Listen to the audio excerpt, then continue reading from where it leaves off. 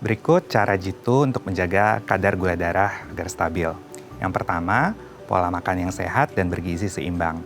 Yang pertama, pilihlah makanan-makanan yang sehat, yang tinggi serat, dengan kadar indeks glikemik yang rendah, atur asupan karbohidratnya dan juga porsi makannya.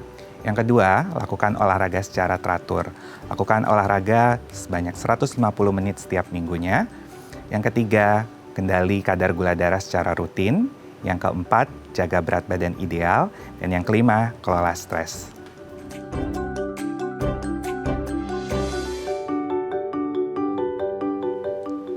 Halo pemirsa, apa kabar Anda hari ini? Senang sekali saya Raden Majelis dapat kembali menemani Anda dalam sebuah program tulis inspiratif. Ini dia Bincang Saati.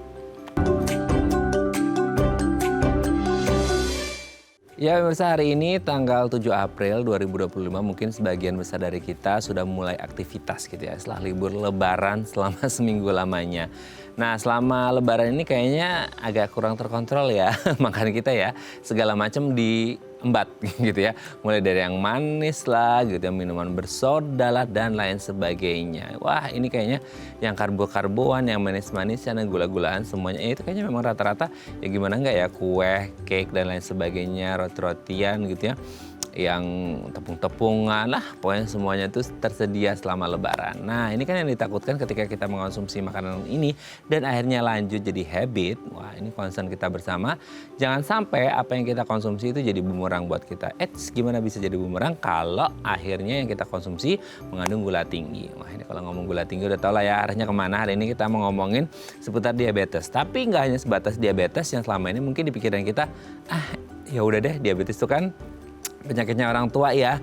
Kita yang masih muda-muda ini nggak usah pikirin dulu deh. Tapi tahukah Anda kalau Anda mungkin googling gitu ya, coba deh Anda cari prevalensi diabetes di usia muda. Kayaknya kalau beberapa kali saya cari itu lumayan tinggi loh kasus yang terjadi di usia muda dan sudah mengalami diabetes, dalam artian gula darahnya sudah tinggi banget. Nah sekarang kita mau cari tahu nih, ada nggak sih ketika si usia muda ini sudah mengalami diabetes menimbulkan ciri-ciri atau mungkin gejala klinis gitu ya yang akhirnya bisa dirasakan orang ini dan gitu notice bahwa oke, kayaknya alarm tubuh saya udah ngasih pertanda bahwa gula darah di tubuh saya sudah tinggi nih. Makanya kita hari ini akan membahas seputar ciri diabetes di usia muda dan yang lebih penting adalah sebenarnya bagaimana kita nggak mengharapkan ciri-ciri itu muncul ya, tapi tindakan preventif supaya kita di usia muda bahkan sampai tua nggak mengalami diabetes. Tapi sebelum bahas itu kita mau bahas lebih dahulu beberapa mitos atau fakta seputar diabetes. Nah untuk membahasnya telah hadir bersama kami di studio Bincang Saati ada Dr. Marcel Reinhardt SPPD Finasim, dokter spesialis penyakit dalam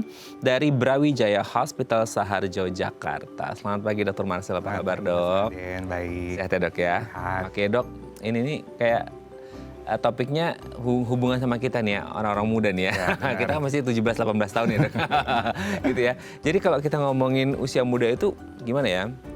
Banyak yang jumawa dok, dalam arti kayak kita kan masih muda, masih energik, masih produktif, masih sehat, regenerasi selnya masih bagus dan lain-lain sebagainya. Sehingga banyak yang maksudnya pola hidupnya itu agak messed up gitu ya, nggak terorganisasi dengan baik deh seperti itu. Akhirnya apa? Salah satu yang di-concern banyak orang adalah apa yang kita makan dan akhirnya berujung pada ya tadi yang penyakit yang akan kita bahas hari ini, diabetes. Nah sebelum bahas apa ciri-cirinya diabetes di usia muda, kita bahas mitos fakta seputar diabetesnya dok ya. Baik. Yang pertama, pasien diabetes itu udah nggak boleh lagi makan makanan gula atau makanan yang manis gitu dok. Jadi kan soalnya selama ini tuh kita identik kalau diabetes itu ya gula. Oh gula itu kan yang manis, berarti otomatis ketika ada pasien diabetes dan sudah divonis dokter bahwa oke, bapak ibu adalah mengalami diabetes, oke stop gula sama sekali atau gimana? Ya, itu mitos ya. Oh berarti masih boleh? Masih boleh. Jadi pasien diabetes itu masih bisa mengkonsumsi makanan ataupun minuman yang mengandung gula.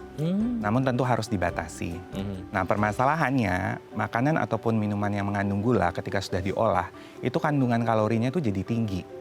Nah, sedangkan kalau pasien diabetes itu kita biasanya sudah lakukan meal planning, ya perencanaan diet, ada perhitungan kalorinya dan disarankan untuk diet gizi seimbang. Sehingga apabila suatu saat pasiennya ataupun penyandang diabetes itu makan makanan yang terlalu manis, tentu ini menyebabkan kadar gula darahnya menjadi tinggi.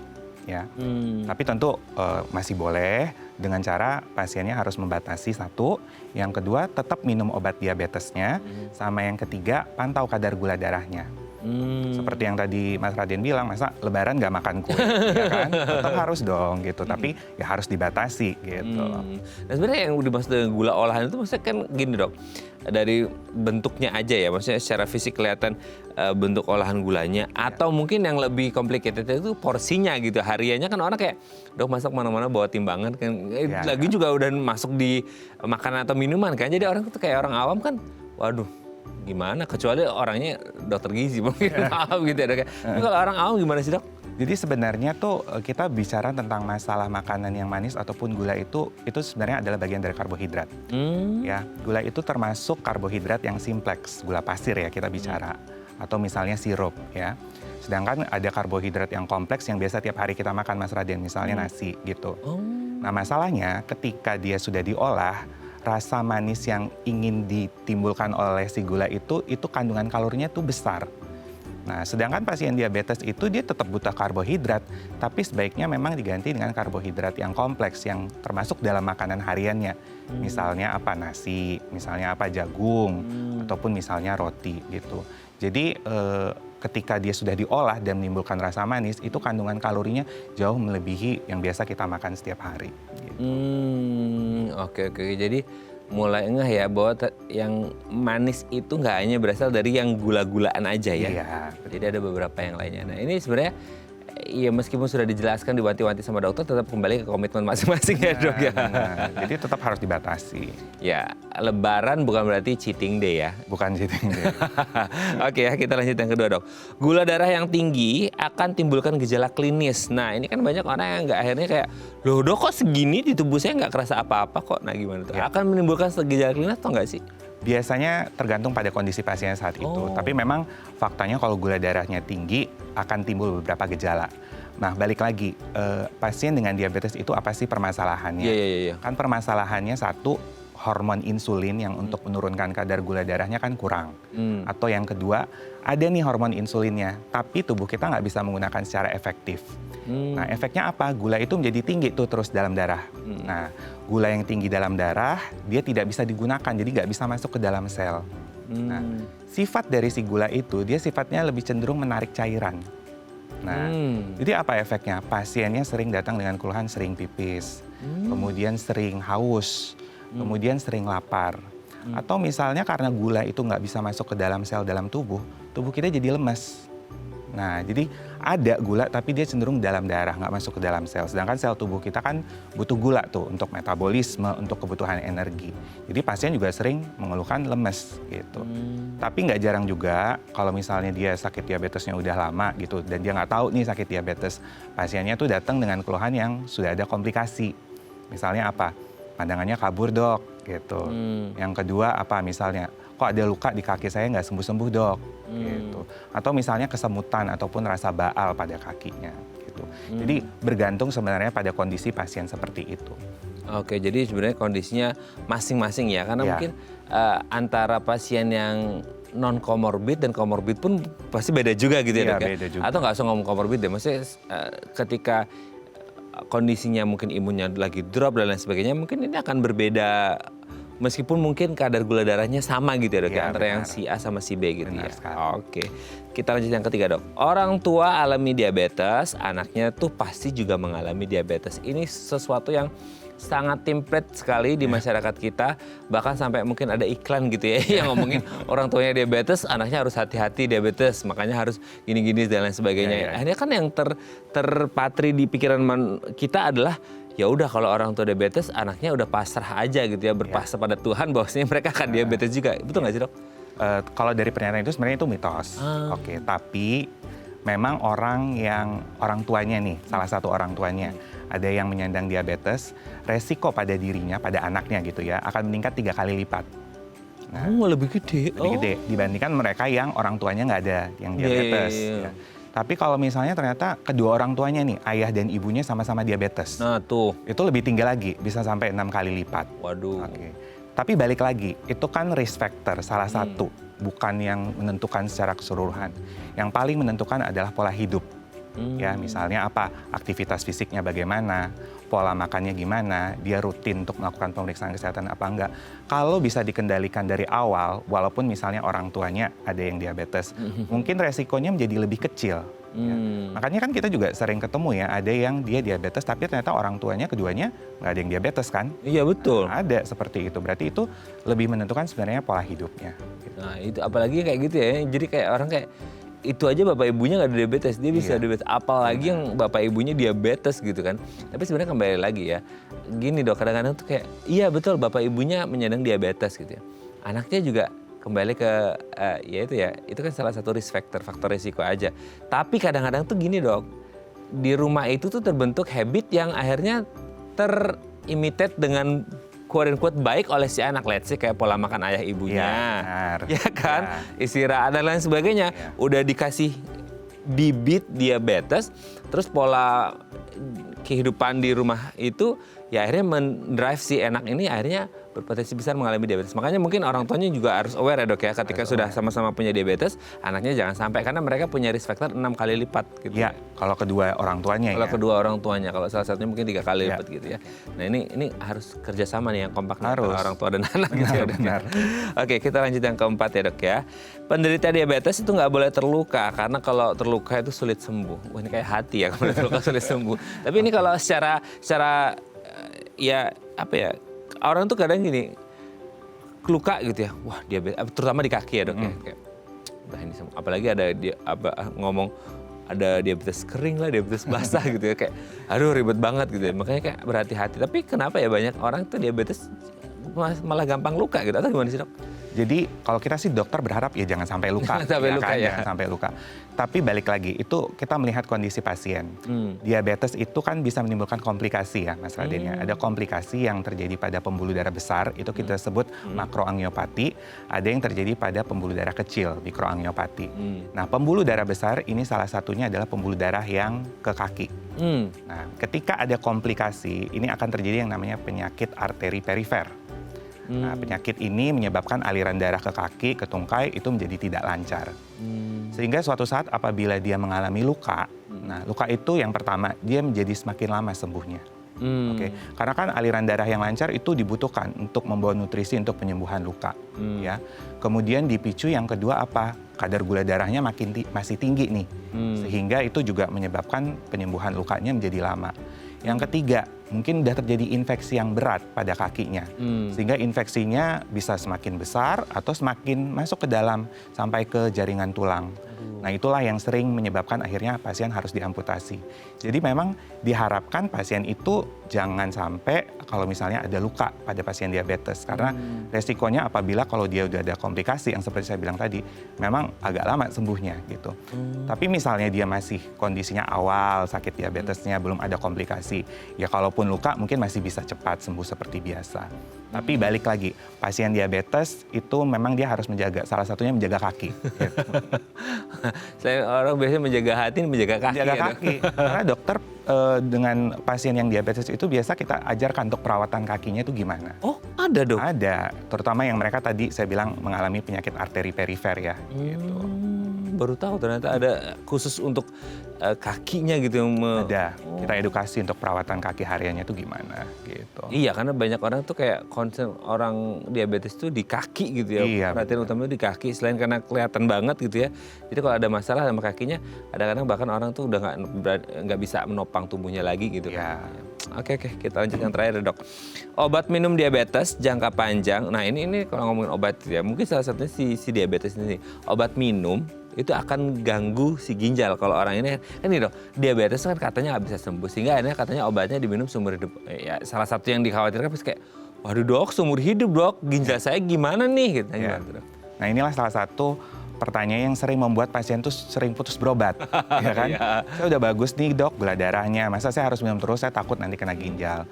Nah padahal sebenarnya balik lagi, obat diabetes yang diminum oleh penyandang diabetes itu kan membantu menstabilkan kadar gula darah. Nah, dengan menstabilkan kadar gula darah, komplikasi yang ditimbulkan menjadi semakin kecil dan menghindarilah sampai terjadi komplikasi ya. Termasuk yang tadi saya udah jelaskan kan ada pada pembuluh darah besar, pembuluh darah kecil.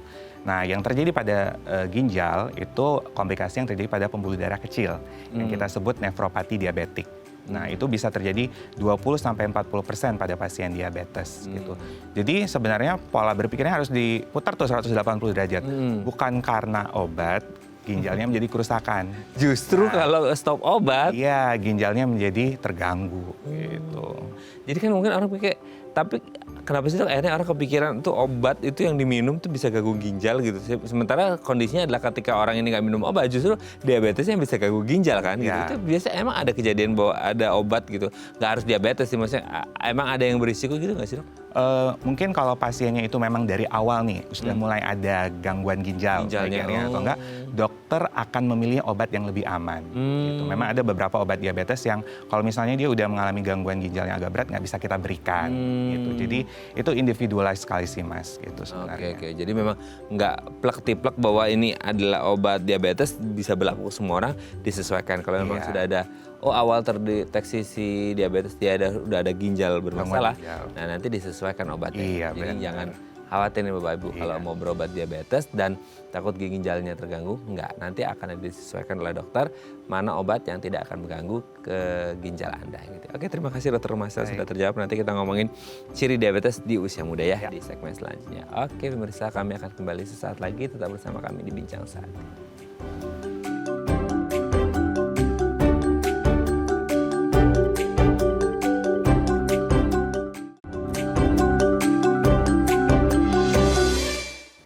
Baik, Anda masih bersama kami di Bincang Saat dan kita masih membahas tema kita hari ini apa aja sih ciri-ciri ketika ada orang-orang di usia muda mulai mengalami diabetes. Karena banyak yang bilang, aduh nggak menimbulkan gejala apa-apa. Waduh serem juga ya, makanya hari ini kita akan membahas ciri-cirinya atau gimana caranya supaya kita tahu kita ini aman atau enggak dari diabetes. Nah, kalau Anda punya pertanyaan seputar tema kita hari ini boleh tanya-tanya di 0212903244 atau DM Instagram kami di @bincang1.tv. Kita masih bersama dengan Dr. Marcel Reinhardt SPPD Finasim, dokter spesialis penyakit dalam dari Brawijaya Hospital Saharjo Jakarta. Oke, Dok. Diabetes sedikit banyak tadi sudah sempat kita bahas ya, tapi kan mungkin by definition secara medis itu diabetes itu apa sih? Mungkin di masyarakat kita pikirnya diabetes itu gara-gara kebanyakan makan gula. Gitu ya. Akhirnya gulanya itu numpuk di darah, jadilah gula darah tinggi alias diabetes gitu kan. Tapi apakah sesimpel orang makan gula terus diabetes atau sebenarnya ada faktor-faktor yang lain atau nggak hanya sebatas gula aja gitu sehingga akhirnya orang bisa mengalami diabetes gitu. Jadi diabetes kalau di masyarakat kan taunya sakit gula atau misalnya istilahnya kencing manis. Gitu ya. Tapi sebenarnya diabetes itu adalah suatu kumpulan gejala ataupun komplikasi yang ditimbulkan oleh kadar gula darah yang tinggi. Gitu. Jadi kita nggak hanya bicara nih tentang gula darahnya tinggi aja, tapi juga bicara tentang komplikasi yang nantinya bisa ditimbulkan oleh diabetes. Karena gejala kalau udah ada komplikasi itu menjadi macam-macam juga gitu. Oke, Dok, gula darah kan selama ini mungkin gini, orang taunya itu darah ya darah gitu ya. Di sekujur tubuh kita ada darah gitu. Nah, gula darah itu berarti maksudnya gula dari makanan yang kita konsumsi masuk di darah atau gimana sih Dok maksudnya? Ya, jadi makanan kita itu nanti kalau udah kita makan, dicerna, akan dipecah menjadi gula dalam tubuh kita. Oke, jadi nggak harus yang gula, karbohidrat itu umumnya nanti akan dipecah juga ya. Sehingga gula ini dibutuhkan untuk pembentukan energi untuk di metabolisme dalam tubuh kita ya. Tapi sudah ada respon yang normal dalam tubuh kita ya. Kalau misalnya ada gula yang masuk ke dalam tubuh kita akan masuk ke dalam sel, nanti dibakar untuk membentuk energi. Nah, tapi masalahnya ini pada pasien-pasien diabetes, mereka mengalami gangguan yang pertama, hormon yang membantu untuk menurunkan si gulanya bisa kurang. Nah, atau yang kedua, si hormonnya ini ada, hormon insulin. Nah, tapi tubuh kita tuh nggak bisa menggunakannya secara efektif. Nah, kita sebut itu resistensi insulin. Gitu. Itu biasa kalau insulinnya bermasalah itu gara-gara gula darah yang berlebih atau mungkin ada sebelum akhirnya orang ini mengalami diabetes atau gula darahnya tinggi, emang insulinnya udah bermasalah Dok atau gimana? Ya, jadi yang pertama saya bilang tadi sebenarnya ini ada nih insulinnya gitu kan. Ada, tapi tubuh kita ini jadi nggak bisa menggunakannya secara baik ya. Itu faktornya banyak, bisa secara faktor genetik, kemudian juga bagaimana pasien yang berat badannya berlebih, itu juga mempengaruhi kerja dari hormon insulin itu dalam tubuhnya. Begitu. Tapi lama-kelamaan tubuh ini akan mengkompensasi dengan memproduksi insulin terus, sehingga juga akan kewalahan nih si pankreasnya untuk memproduksi insulin. Jadi akhirnya kadar insulinnya juga menjadi turun gitu. Oke. Jadi memang ada beberapa kondisi. Ya. Tapi kalau ngomongin diabetes itu sendiri, dia dengan kondisi pergula-gulaan itu gitu ya, itu murni dari gula sehingga akhirnya ada satu jenis tertentu yang non gula, atau maksudnya dalam arti kayak jenis diabetes itu ada bedanya nggak sih atau jenisnya nggak sih yang akhirnya kayak ini berdasarkan kadar gula, ada yang tidak ada hubungan sama gula sama sekali gitu. Oke. Jadi kita mengenal ada pembagiannya secara besar tuh 4 macam. Oh, 4 macam ya. Ada diabetes tipe 1. Nah, ini biasanya terjadi pada usia muda. Ya, dari anak-anak tuh. Ya. Kalau ini penyebabnya karena memang produksi hormon insulin tuh memang berkurang. Gitu. Baru dari lahir ya, Dok? Ya, benar. Ini biasanya penyebabnya autoimun. Oke. Yang kedua adalah diabetes tipe 2 yang sering kita temukan. Nah, sebenarnya kalau ini masalah utamanya lebih ke resistensi insulin. Jadi hormon insulinnya nggak bisa secara efektif digunakan oleh tubuh kita. Kemudian yang ketiga ada diabetes pada kehamilan. Nah, ya ini biasanya terjadi pada ibu-ibu hamil di trimester kedua ke atas ya. Dan juga ada diabetes tipe lain yang lebih jarang kita temukan ya, yang berhubungan misalnya dengan penyakit autoimun atau yang lainnya.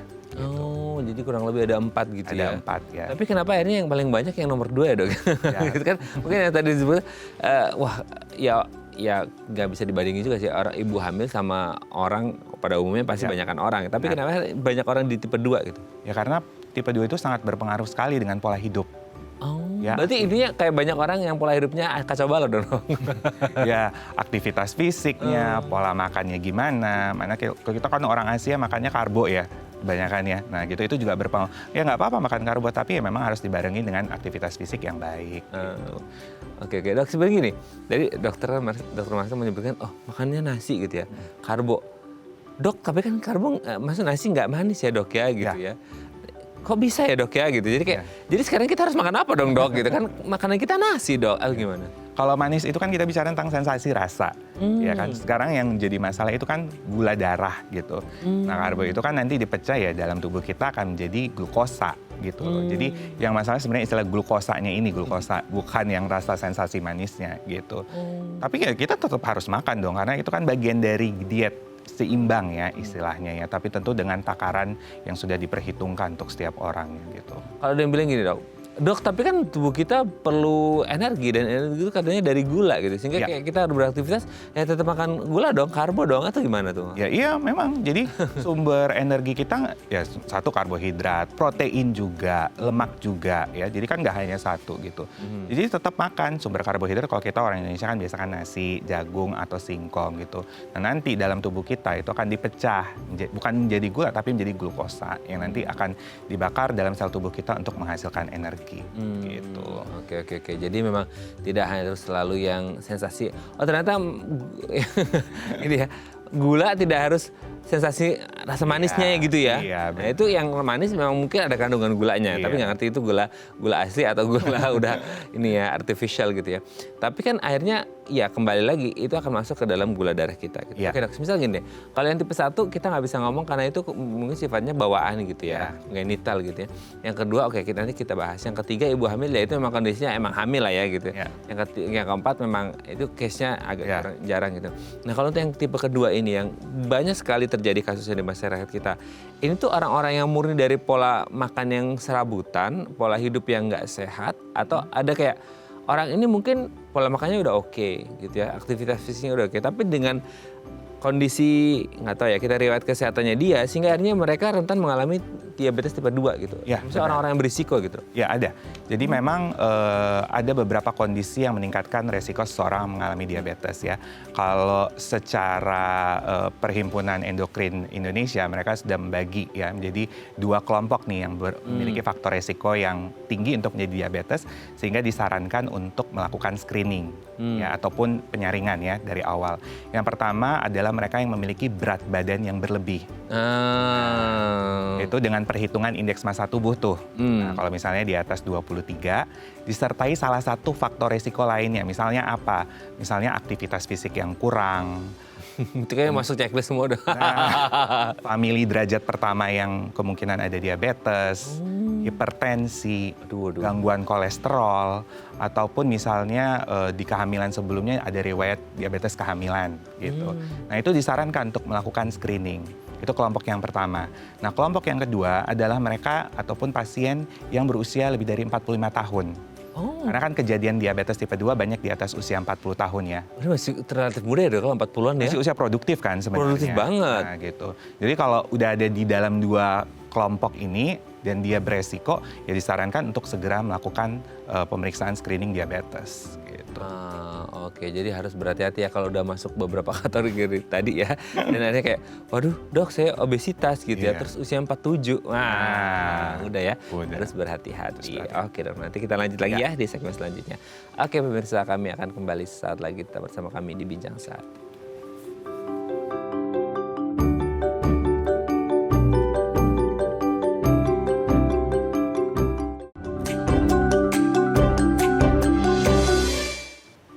Baik, masih bersama kami di Bincang Sehat dan kita masih membahas sama kita hari ini seputar ciri diabetes di usia muda. Kalau Anda punya pertanyaan seputar tema kita hari ini boleh tanya-tanya di 0212903244 atau DM Instagram kami di @bincangsehat.tv. Kita masih bersama dengan Dr. Marcel Reinhardt, SPPD Finasim, dokter spesialis penyakit dalam dari Brawijaya Hospital Saharjo, Jakarta. Oke dok, nah sekarang kalau di usia muda gitu ya, jadi gini, tadi kan sebenarnya beberapa kategorinya obesitas di atas usia 45 gitu ya.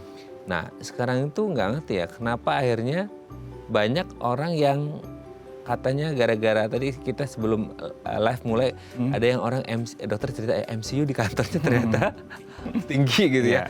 Nah itu kan kadang-kadang orang tuh nggak notice dong. Maksudnya orang-orang yang mungkin under 45 lah ya, di bawah 45 yang masih kantoran itu 20 bahkan mungkin ya atau early 30 gitu, akhirnya mereka tuh punya gula darah yang tinggi. Itu sebenarnya murni dari yang tadi disebutkan oleh Dr. Marcel bahwa mereka ya pola makannya acak-acakan, pola aktivitas fisiknya kurang, itu atau gimana dok? Ya, jadi memang banyak sekali sih faktor yang berpengaruh ya Mas Raden ya. Misalnya tadi ada faktor keturunan, ya genetik, ya kemudian mungkin juga dari berat badan yang berlebih, kemudian juga dengan pola hidupnya saat ini bagaimana, apakah aktivitas fisiknya cukup atau enggak, pola makannya bagus atau enggak gitu ya. Tapi memang usia muda untuk saat ini cukup banyak yang mengalami diabetes. Nah, itu data dari IDF aja tahun 2013 itu prevalensinya sekitar 2,8%. Itu untuk kita bicara untuk ukuran global ya. Nah, itu mereka range umurnya 20 sampai 39 tahun. Ya ampun, itu masih muda banget dong. Muda banget, Nes. Jadi itu sekitar 63 juta lah di seluruh dunia yang usia segitu yang ada diabetes. Nah, 2021 kemarin ternyata udah meningkat lagi. Jadi 3,9%. Itu hampir 2 kali lipat ya. Itu sekitar 260-an juta lah gitu. Usia muda nih yang mengalami diabetes. Hampir total seluruh rakyat Indonesia itu. Kita belum tahu nih data nasional kita tuh bagaimana yang usia segitu. Tapi memang akhir-akhir ini memang ada kecenderungan usia yang lebih muda untuk mengalami diabetes. Yang pertama mungkin ya mereka lebih aware ya, misalnya orang tuanya ada diabetes, mereka melakukan pemeriksaan lebih awal gitu. Atau yang kedua sudah mulai ada gejala juga akhirnya mereka melakukan pemeriksaan ke dokter. Gitu. Tapi maksudnya kayak kalau di usia-usia muda gini tuh kayak gini deh, kayak jatuh sisi tuh kayak badan kita tuh masih quote-unquote kayak masih oke nih ya gitu, regenerasi oke dan lain sebagainya gitu ya. Proses aging itu kayaknya belum seburuk lansia lah gitu kan ya. Sehingga kadang-kadang tuh orang itu nggak ngerasain dong bahwa gula darah di tubuhnya itu tinggi. Jadi kalau mau kita bandingkan antara yang muda ya di bawah, tadi kan 20 sampai 39 tuh ya, atau yang udah masuk kategori lansia, itu beda nggak sih dong? Maksudnya efek gula darah yang tinggi di badan itu sehingga akhirnya kayak kita anak-anak muda ini, kita ya kita lah ya masih ya, gitu ya, itu ngerasain gitu dong. Oke. Ya kalau gejala diabetes biasanya pada umumnya, misalnya yang tadi saya sebutkan, sering haus, sering buang air kecil, sering lapar, kemudian mudah lemas, ataupun penurunan berat badan yang tidak diketahui penyebabnya apa. Itu kalau secara umum. Tapi kalau misalnya di usia lanjut, umumnya kan mereka datangnya lebih banyak dengan kondisi yang sudah ada komplikasi tuh. Karena kan sudah lebih lama mengalami diabetes. Jadi datang ke saya kadang-kadang keluhannya apa? Pandangannya kabur, ya, luka yang nggak sembuh, kakinya kesemutan. Nah kalau pada usia yang masih muda, kan itu kan masih tahap awal diabetes. Ya mungkin masih jarang sampai gejala yang berkomplikasi seperti itu. Ya paling gejala klasik yang seperti yang saya sebutkan tadi saja. Gitu. Oke.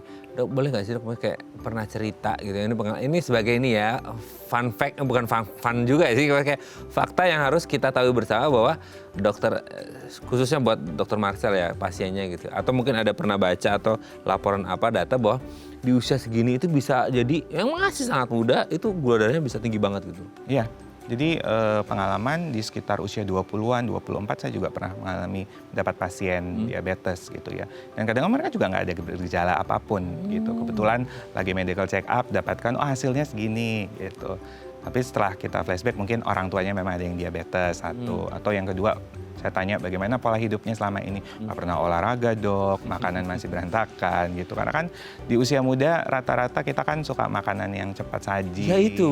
Makanan sekarang olahan yang manis-manis. Betul. Dan sudah semakin banyak kan ya mulai dari kopi, apa segala macam gitu. Jadi mereka bukan makan buat mulut ya, makan buat mata sama posting. Iya benar-benar. Ikutin tren ya kan. Ikutin tren FOMO kali ya dok ya Iya. gitu. Tapi ketika akhirnya orang ini tuh masih muda ya dok, kayak usia 20-an. Berarti kan diabetes itu kan bukan penyakit yang bahasa Jerman itu decaknyut gitu ya, bukan langsung kan dok. Maksudnya kayak perlu proses kan, itu Ya. berarti kayak itu tuh dipupuk dari kecil atau gimana dok? Ya, jadi satu karena mereka memang sudah memiliki misalnya faktor genetiknya dipicu. Tapi yang kedua, ya memang sangat berpengaruh sekali Mas Raden pola hidup. Kalau kita lihat banyakan yang sekarang banyakan apa sih duduk ya, pola hidup yang sedentary kita bilang gitu ya. Duduk, main game berjam-jam, nonton TV, ya kan, main sosial media berjam-jam. Aktivitas fisiknya berarti berkurang. Jadi kalori yang terbakar juga menjadi kurang. Kemudian yang kedua ya tadi dari faktor makanan kita sekarang udah macam-macam olahan segala macam. Nah ini dilakukan terus-menerus. Nah ini memicu akhirnya terjadi resistensi insulin dalam tubuhnya gitu. Oke. Jadi memang banyak hal yang catatan ya untuk anak-anak muda ya, jangan malas gerak deh gitu ya. Iya benar. Jadi kalau ada kemarin hashtag kan ini hashtagnya gerak aja dulu ya. Gerak aja dulu. Jangan kabur-kabur dulu lah ya.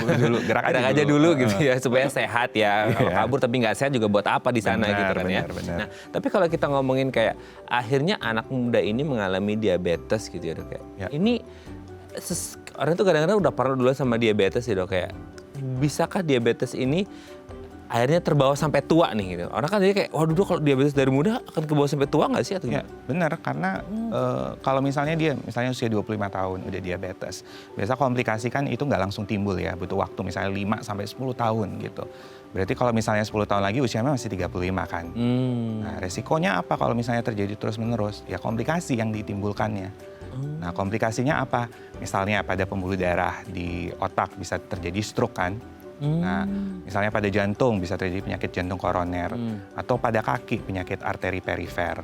Nah, komplikasi-komplikasi ini nih yang sering bikin hendaya, keterbatasan gitu. Jadi kalau misalnya stroke ada kelemahan anggota gerak, ya kan? Jadi gerakannya jadi nggak lancar. Atau misalnya ada luka lama sehingga harus diamputasi. Jadi ini juga mengganggu geraknya. Atau misalnya terkena pada pembuluh darah di mata sehingga menyebabkan sampai kebutaan. Nah bayangkan di usia misalnya 35 atau 40 sudah ada gangguan produktivitas seperti itu. Sungguh jadi mengganggu banget tentunya. Dan ini pasti akan terbawa sampai tua ya kalau akhirnya mereka nggak bisa mengontrol itu dengan baik ya dok ya? Catatannya kalau misalnya tidak dilakukan intervensi dari awal, tidak dilakukan kendali gula darah ya tentunya ini akan terus. Karena diabetes kan penyakitnya menahun ya, kronik. Bukan penyakit akut seperti batuk pilek sembuh gitu. Gitu ya. Dan sifatnya progresif nih kalau misalnya nggak diatasi gitu. Itu ya, jangan sampai terjadi perburukan terus, progresivitasnya ke arah yang lebih buruk. Nah Anda harus juga dari sekarang, meskipun mungkin nggak kerasa ya kalau di 100, 200 gitu, itu masih kayak awal-awal banget, meskipun udah harus berhati-hati. Oke, nanti kita lanjut lagi di segmen selanjutnya dok ya. Oke pemirsa, kami akan kembali saat lagi, tetap bersama kami di Bincang Sehati.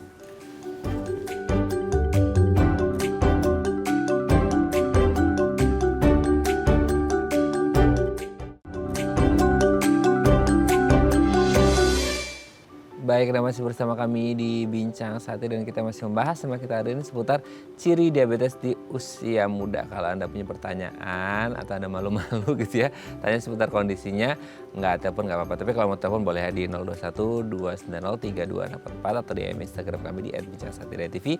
Kita masih bersama dengan Dr. Marcel Reinhard SPPD Finasim, dokter spesialis penyakit dalam dari Brawijaya Hospital Saharjo, Jakarta. Oke dok. Spesial gini ya, kalau kita ngomongin gula darah itu, oke lah tadi kita ngomongin beberapa risk factor gitu ya. Nah sekarang akhirnya kalau untuk menentukan orang ini masuk kategori diabetes atau enggak itu, ketika tadi kan dokter Marcel cerita, ada orang MCU gitu di kantor, terus tiba-tiba, dok saya kayak gula darah tinggi. Nah parameternya untuk orang ini masuk Oke, Anda diabetes gitu, itu ada angkanya nggak sih atau gimana? Ada. Atau mungkin kayak antara yang muda sama yang tua itu beda atau nggak atau gimana? Ya. Jadi kita sudah ada patokannya ya untuk dikatakan pasien ini termasuk diabetes atau enggak. Biasanya apa sih yang diperiksa? Ya, yang pertama biasanya diperiksa gula darah puasa. Nah, gula darah puasa ini pasiennya kan puasa minimal 8 jam tuh. Oke. 8 jam. Kalau dia hasilnya lebih dari sama dengan 126, itu sudah masuk diabetes. Oh. Ya, oke. Kemudian kita juga periksa kadar HbA1c. Nah, HbA1c ini kalau kadarnya lebih dari sama dengan 6,5 itu sudah termasuk diabetes gitu. HbA1c itu dari darah yang diambil itu juga atau gimana? Ya, benar. Jadi HbA1c itu sebenarnya nggak menggambarkan gula darah pada saat itu. Itu menggambarkan gula darah 3 bulan terakhir. Nah, jadi kayak rekapan lah gitu. Jadi kalau misalnya diperiksa saat itu, bukan saat itu, tapi udah flashback 3 bulan nih kondisi gulanya tuh segitu. Nah, biasanya memang kita sering pakai HbA1c. Ah, berarti bedanya sama yang tadi apa? Yang Gula darah 102 gula darah puasa dengan HbA1c gimana maksudnya? Kan ada dua kondisi itu atau gimana? Kalau gula puasa kan kita memeriksa kondisinya saat itu. Saat itu. Oke, kalau HbA1c lebih menghimpun selama 3 bulan terakhir. Oh. Gitu. Boleh dipakai salah satu atau keduanya, tapi biasanya pada saat melakukan pemeriksaan darah kita periksa duanya sih. Gitu. Harusnya kayaknya lebih akurat yang HbA1c ya dok, karena jadi gini dok ya, mungkin ada yang cheating nih ya, orang diworo-woro sama HRD perusahaannya kita akan check up gitu ya, orang jadi prepare, aduh nggak makan gula dulu ya, nggak makan karbo, apalagi pas puasa mungkin kayak seminggu ini nggak, makanya dijaga deh gitu. Nah itu pengaruh nggak sih dok? Mungkin pengaruhnya yang di gula darah puasa aja kali ya dok, atau gimana? Ya, jadi makanya biasa kalau kita periksa diabetes tuh kita lengkap gula puasa, HbA1c. Kadang-kadang kita juga periksa gula 2 jam setelah makannya, ya kan. Kalau di atas 180 itu udah tergolong tinggi, itu udah termasuk diabetes gitu. Jadi ada yang memang gula puasanya aja yang tinggi, ada gula puasanya normal, tapi gula 2 jam setelah makannya tinggi. Nah, untuk lebih kita melihatnya secara keseluruhan, biasa kita periksa HbA1c juga gitu. Kalau HbA1c nggak bisa dibohongin ya dok? Ya karena kan 3 bulan terakhir. Gitu. Ya kalau kecuali mereka punya pola makan yang dan pola hidup yang lebih sehat. Dan nanti biasa kalau kita pengobatan, kita periksa lagi itu HbA1c setelah 3 bulan udah turun atau belum gitu. Oke, jadi tetap diawasi juga ya? Ya benar, jadi bukan sebagai diagnostik tapi evaluasi setelah kita terapi juga gitu.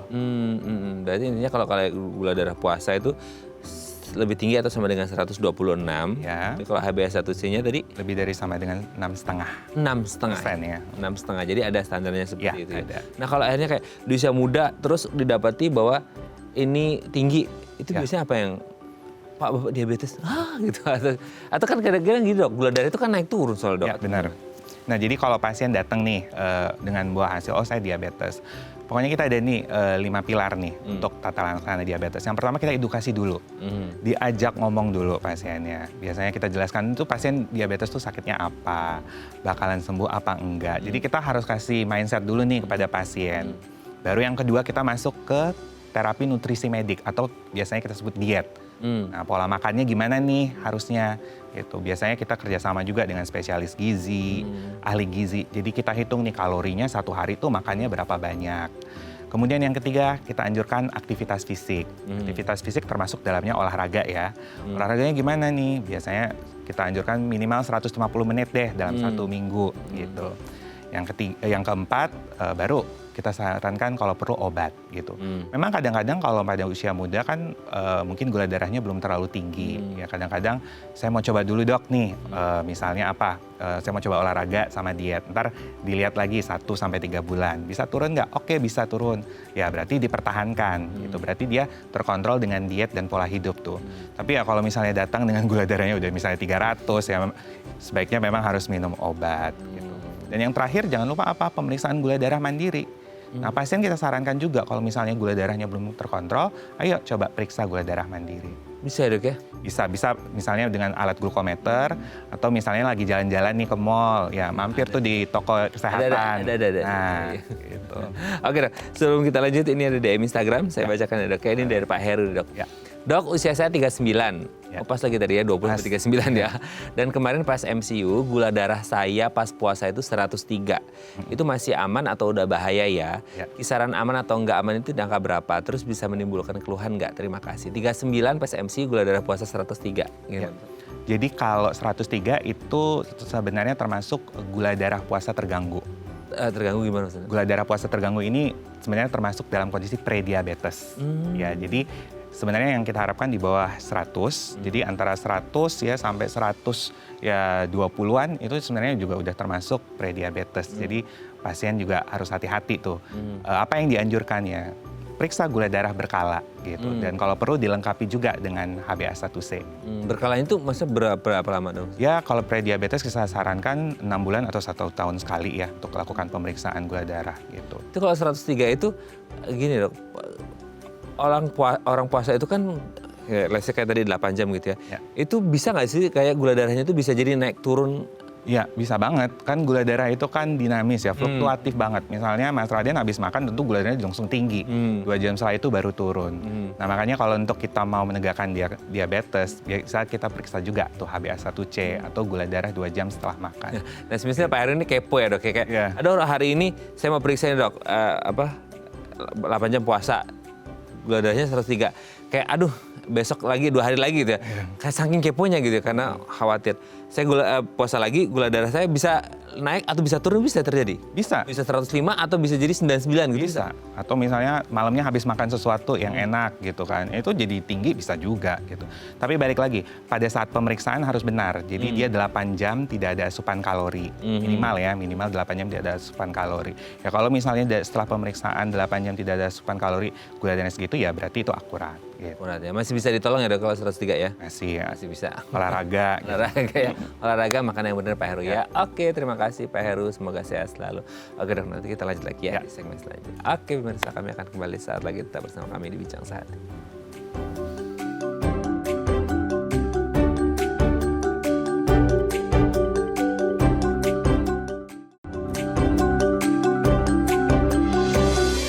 Baik, Anda masih bersama kami di Bincang Sehati dan kita masih membahas sama kita hari ini seputar ciri diabetes di usia muda. Masih bersama dengan Dr. Marcel Reinhardt, SPPD Finasim, dokter spesialis penyakit dalam dari Brawijaya Hospital Saharjo. Aduh dok, kita udah di segmen terakhir aja nih, nggak kerasa udah mau 1 jam.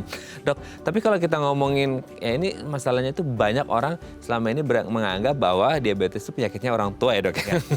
Karena kayaknya gini, dulu itu kita mengenal diabetes yang penyakitnya orang tua gitu ya, nggak tahu sekarang, atau mungkin dulu nggak tahu, nggak ada datanya, atau memang ya kadang-kadang lifestyle orang nggak bisa dibatasi dok. Akhirnya banyak orang muda yang mengalami diabetes. Nah kalau akhirnya, ini pertanyaan yang agak sulit dok, bukan sulit dijawab, sulit diterima oleh banyak orang, adalah apakah ketika orang ini, terutama yang usia muda, mengalami diabetes, bisa sembuh total nggak?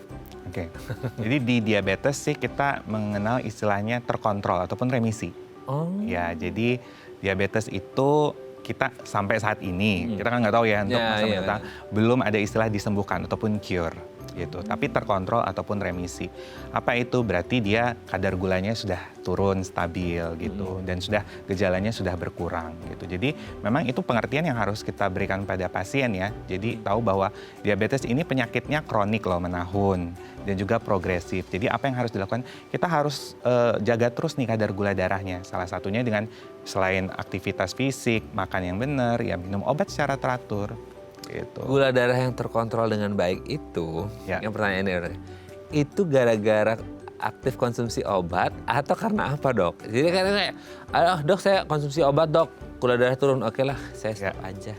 Kan bisa dok gitu. Benar. Itu kombinasi pokoknya harusnya. Jadi nggak bisa nih, makanya pilar tata laksana diabetes seperti yang saya bilang tadi itu nggak bisa cuman obat bahkan tadi nomor berapa? Nomor 4 kan. Nah gitu.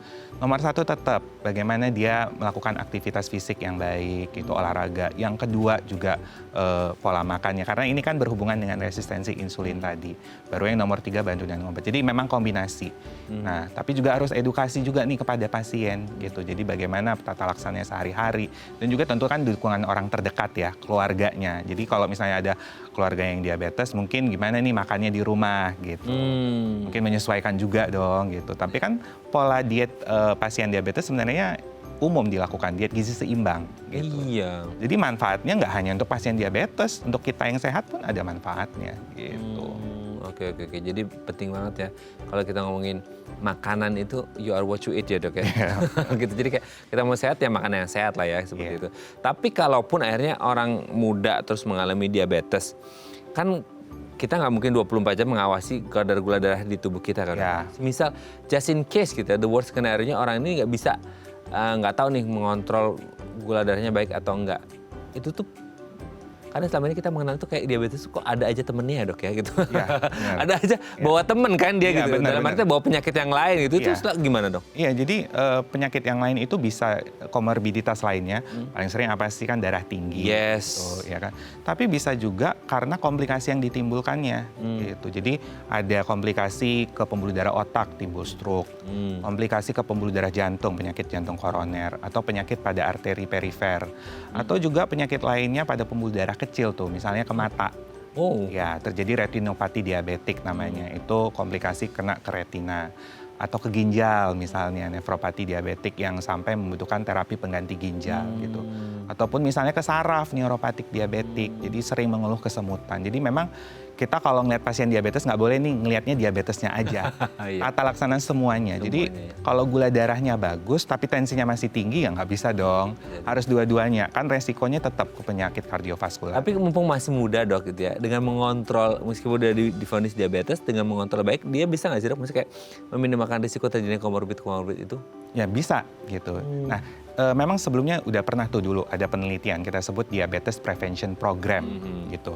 Nah ini adalah penelitian yang dilakukan pada mereka yang belum diabetes tapi prediabetes. Oke. Dilihat tuh gimana sih kemungkinan timbulnya diabetes dalam 5 tahun. Jadi dibagi ada 3 kelompok. Yang satu mereka cuma dikasih edukasi biasa aja. Yang kedua dikasih obat tuh diminum rutin. Yang ketiga ini dilakukan intervensi gaya hidup secara intensif tuh. Jadi ayo disuruh olahraga, kemudian disuruh dietnya dijaga gitu dan di follow up terus. Ternyata di kelompok yang mendapat intervensi secara intensif ini dalam 5 tahun resiko menjadi diabetesnya itu turun 58%. Jadi balik lagi, modifikasi gaya hidup itu sangat penting, terutama pada usia muda ya. Gitu. Apalagi kalau sekarang kayaknya anak muda lebih gampang deh disuruh olahraga gitu kan. Nah kalau Anda punya pasangan di rumah gitu, suami atau istri Anda, suruh mengawasi ya. Ya. Jangan sampai malah makan bareng ya dok ya, mukbang bareng gitu ya. Atau kalau Anda masih punya ya, masih belum gitu, masih punya pacar yang positif-positif ya kegiatannya untuk mengontrol, makannya jangan cuma nanya, udah makan belum gitu ya, tapi yang dimakan yang nggak sehat gitu. Atau misalnya habis makan, ayo kita jalan dulu gerak gitu ya. Jadi ada kegiatan khususnya. Oke, terima kasih Dr. Marcel hari ini kita mendapat banyak pencerahan. Semoga setelah lebaran ini banyak yang habis makan enak gitu ya. Ini kita kembali ke pola makan yang lebih sehat lagi. Terima kasih Dr. Marcel. Sehat terus. Salam untuk keluarga di rumah dan teman-teman di Brawijaya Hospital Sarjo. Selamat pagi dok. Selamat pagi. Oke pemirsa, itu tadi perbincangan kita dengan Dr. Marcel. Semoga bermanfaat ya. Dan jangan lupa untuk terus menyaksikan konten-konten inspiratif kami di platform The Eye Plus. Saya Raden Madlias pamit. Sampai jumpa dan selamat kembali beraktivitas di hari Senin yang indah ini. Bagi Anda yang masih di kampung, selamat Idul Fitri ya sama keluarga Anda di rumah. Sampai jumpa. Terima kasih dok. Sama-sama.